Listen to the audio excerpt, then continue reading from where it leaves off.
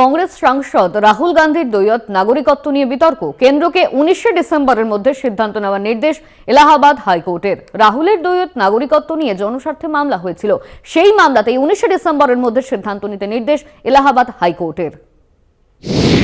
রাহুল গান্ধীর দ্বৈত নাগরিকত্ব নিয়ে বিতর্ক।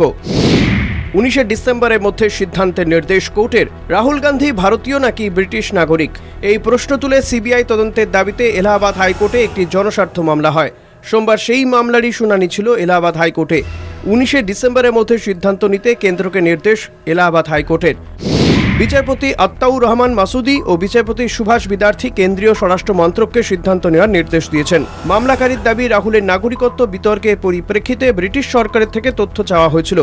ব্রিটিশ সরকারের থেকে ইঙ্গিত পাওয়া গেছে রাহুল গান্ধী ব্রিটেনের নাগরিক। ব্রিটেনের ডেটা প্রোটেকশন আইন অনুযায়ী কোনো ব্যক্তি সম্পর্কে সমস্ত তথ্য প্রকাশ্যে আনা হয় না। সেই কারণে রাহুল সম্পর্কিত যাবতীয় তথ্য মামলাকারী ব্রিটিশ সরকারের কাছ থেকে পাননি। সেই কারণেই সিবিআই তদন্তের দাবি। কেন্দ্রীয় স্বরাষ্ট্র মন্ত্রককে অন্তত দুবার স্মারকলিপি পাঠিয়েও জবাব না পাওয়ায় তিনি হাইকোর্টের দ্বারস্থ হন। রাহুল গান্ধীর নাগরিকত্ব নিয়ে দিল্লি হাইকোর্টে বিজেপি নেতা সুব্রমণিয়ম স্বামী একই রকম একটি আবেদন করেছেন, কিন্তু এলাহাবাদ হাইকোর্টে চলা এই মামলাটির পরিণতি দেখে দিল্লি হাইকোর্ট সিদ্ধান্ত নেবে বলে জানিয়েছে কলকাতা টিভি।